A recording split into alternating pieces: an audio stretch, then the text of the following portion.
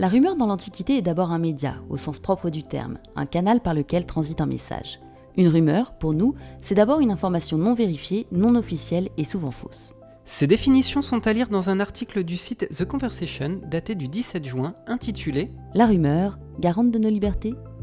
Ainsi posé, l'auteur interroge le phénomène de la rumeur qui aujourd'hui se répand de plus en plus facilement sur les réseaux sociaux. Du problème des fake news au rappel de l'enjeu politique que représente le monopole de l'information labellisée correcte, l'article affirme. Hier comme aujourd'hui, par des rumeurs ou sur Twitter, s'informer, commenter, c'est aussi résister. Et ce ne sont pas les défenseurs des libertés numériques qui objecteront, alors qu'ils entrent en guerre contre l'article 13 de la directive du Parlement européen sur le droit d'auteur dans le marché unique numérique.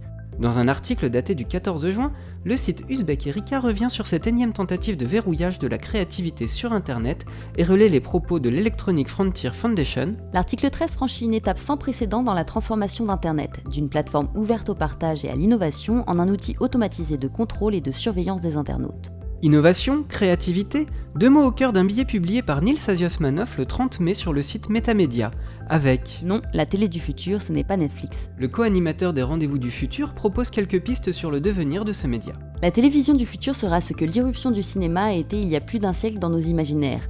Rien de moins qu'une nouvelle façon de représenter et de raconter le réel. Vaste programme qui selon lui se fera à coup de... Forme plus expérientielle, ludique, contributive et collective. Émancipée de la culture dominante. Pourtant, les acteurs du milieu de la télévision ne semblent pas se projeter aussi loin, et la résistance face à Netflix s'organise sur le territoire français.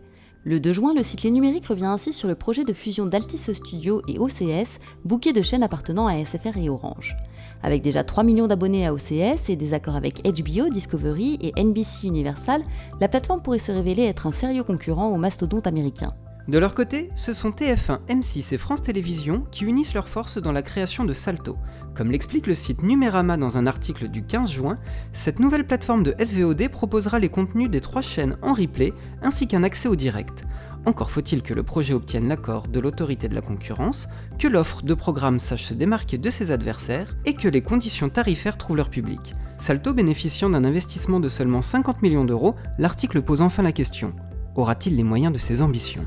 Et nous de poser la question, comment se fait-il que ces acteurs réagissent aussi tardivement ?